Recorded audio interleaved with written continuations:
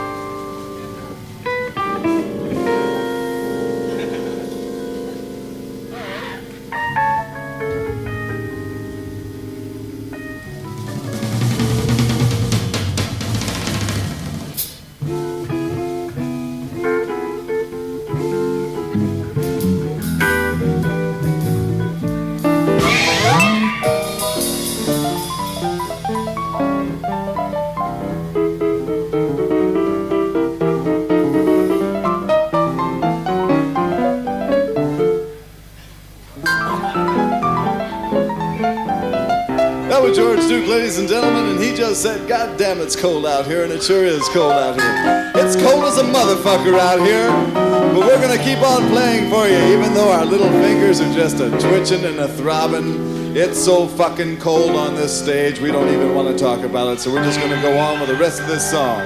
How many say amen to it? Well, don't mention it.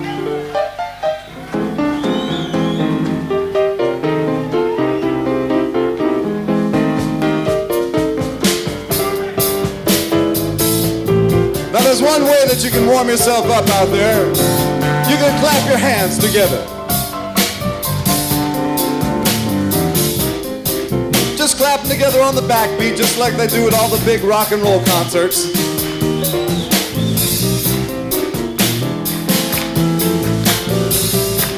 Quite a bit of natural rhythm here tonight.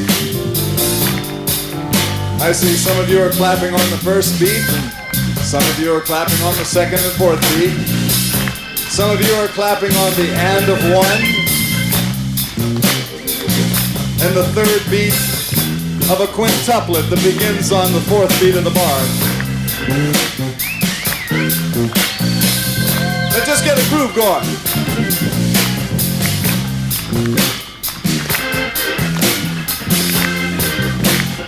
Ain't it funky now?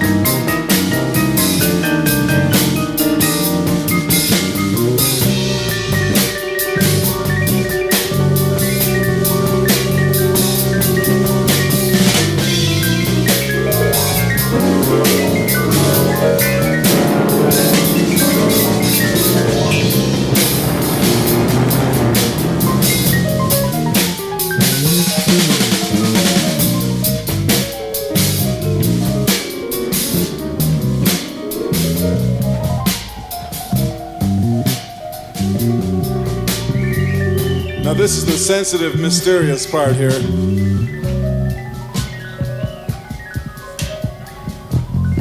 Bebop scholars unite.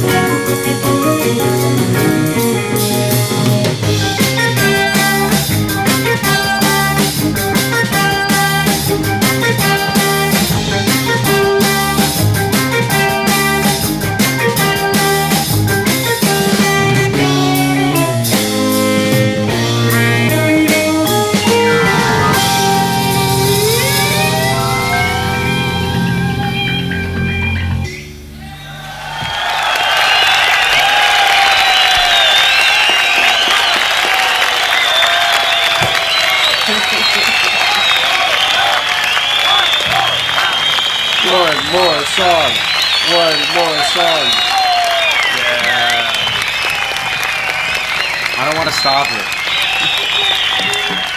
Top.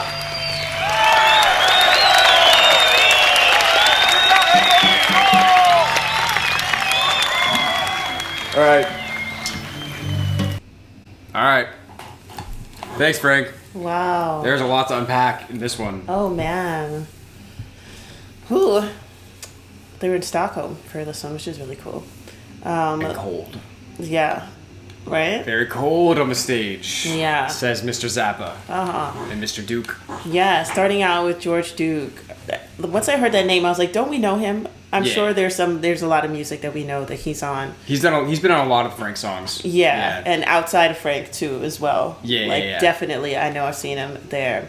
So that was cool. I love the way he started playing with the keys and all like the technological sounds of like his equipment. And I loved how when he was playing it, like he was actually feeling it. Like, you know what I mean? Yeah. That was cool. Like you definitely don't have to have any strain when you're like pressing a button or turning something. And he was just like, yeah.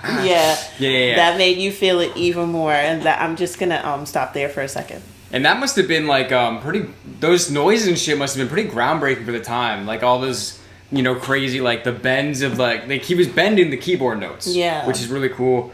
Also, I want to say, I feel like he just looked cool as fuck there. I love the fro side Berg combo. I don't know. I thought he looked really cool and he was just killing it. Yeah. And it was interesting how, I guess, he said, so Frank, obviously, we know is the mastermind behind all this, but he said that the intro was by him. George, yeah. So I'm wondering if George did that all by himself. Like he wrote that. Like Frank gave him like the leeway to be like, okay, you just do the intro on this one. I loved it. Yeah, because I love the way he was doing the keys with the sound, like the way he was playing with it. Like it's just like he hit like a nice knack there. And then it was cool to see a real good close up of Frank conducting. Like I thought that was cool. Like I got to actually see who he was pointing at and like what what he was doing with his sounds, and it's like that was awesome. That was like a first for me. And I want to say about that, it's so funny, like, the dude is just so fucking smart that he's doing this, the standard, like, conducting motions, but he's so, the genius of Zappa is that he's so smart, but the music is so serious, but he's so silly over it. Yeah. And, like, even when he's doing this, it almost felt like he was doing it as a joke. Yeah. But he's not. Yeah. Like, that actually does really have a purpose. Yeah. But while he's doing it, just like, yeah, whatever, you know what I mean? He's so smart, but the music is smarter. Yeah. He's smart enough to have the juxtaposition of the intensity of the music with just him doing whatever the hell he wants. Yeah. You know what I mean? Yeah, which is cool. And now the violin solo. Mm-hmm. Somebody get that man a guitar. Like, what would he do? Like, you know what I mean? That was insane. It was I was waiting for somebody to just throw him a guitar so he could just throw away the violin and then start using that and see if he can go back and forward between the two. Wouldn't that be crazy? Was that an electric violin? I don't know for sure, but he was wilding out on it. By the tone of it, I feel like it was. I was looking for a chord, though. I couldn't find one. Yeah, I was, because I was like, what, I thought maybe it was, I don't know. But it did sound something that you would put like a stomp box to, like, you know what I mean? Or like space echo and stuff like that. Yeah. It sounded like there was a little bit of effects on it. Yeah. Which you couldn't do if it was just a regular acoustic violin, right? I doubt that you could. I'm not a violinist. Sorry, guys. I actually wanted him to put on some boots like he was doing the tango, and I wanted to actually start dancing. Wow. He had some great pants on, too. That's true. Yeah. Shout out to Ruth. Yeah. It's always great to see Ruth. It always makes us happy when we see Ruth show up in the videos. I find that to be a very standout sound. Remember when I didn't know what the instruments were called, you know? And I the xylophone? Yes, the xylophone. But like the marimbas, like I feel like the marimba horn flute combo, besides Frank's noticeable playing style and tone style, the flute horn marimba combo is very standout Zappa band. Yeah. And then speaking of the horn, so what is why am I blanking on trombone? It was a trombone, right? Yeah. That he was tearing it up. That trombone took him out at the end. That's what I felt like. He was like, I can't do it anymore. I'm just exhausted. I mean, I gave it everything I have. It's like, what else can I do? It squeezed the life out of him. Yeah, it did. And then I loved how Frank pulled a Miles Davis and smoked a cigarette in the middle of his own song. Yeah. Only the coolest can do that. Okay. Only the coolest can pull that off. Don't even apply for Cool School if you're not going to do that. Yeah. But, I mean, what else? The bass. The bass was awesome. Who's that guy? What's his name? Like, I know he's down with Frank for a while, too. Tell us in the comments. But the bass and the drums were great, too. Like, I love right around when Frank goes... Bebop Scholars Unite. Yeah. Like right around then. That's when they hit, I feel like, the pocket. And that's when the song really, for me, like I like the beginning, but that's when I like really started to love everything of that. And then Frank's solo, like the first two notes were really good, but then the part of the solo where he seems to get closer to his like stomp box, like right there, like that's the part of the solo towards the end that I like really liked. Yeah. And I really liked how when everyone was taking their solos, like everybody else gave them like the utmost respect. Like they would all just be like on the side of the stage, like, "Oh, I really like what you're doing there." Yeah, you know what I mean. And they were all just like switching that off. But then I feel like once it was time for Frank's solo, everybody was at attention. I know. You know? Did you notice that? I like did. Literally the whole stage is like, "What's going on now?" You know what I mean? And then I've said this before, but Frank's guitar style is so refreshing in a way because nobody plays guitar like that. Right. And I'm just looking at his fingers and he just does shit that like you're not supposed to do. Yeah. Like, every fret is supposed to have a finger, but he'll be reaching this finger like 3 frets over, so then he can put the pinky even further and he can just do all the combination of notes that like you just don't see other people do. Yeah. And I don't know, I just love seeing that. Like as a guitar player, like I'm literally like I'll watch Frank videos and I'll just study his hands. Like what is he doing? Like how does he make it sound like that? You know what I mean? Super cool. I loved when he was playing right in front of George, like right when he stood in front of him. And it was George, Frank, the bass, and the drums pretty much like at the forefront, like in that section. That was dope too. Yeah. I mean, it was all awesome. I'm trying to think if there's anything we forgot. I mean, there was a lot to take in. I know. They're like, one more song at the end. That was funny. One more concerto. Right, basically. But I don't know. I feel like I'm going to think of things later. But for now, I mean, this is really everything that I had to spitball. So shout out to Frank. Shout out to Peter. Shout out to Stockholm, even on a cold day. Mm-hmm. Tell us who Dupree is. I know. I'm curious about that. Big shout out to everybody on Patreon. Your support's helping to make these videos possible. Shout out to everybody watching on YouTube. You're the best. We're S.A.D After Dark, and we'll see you soon.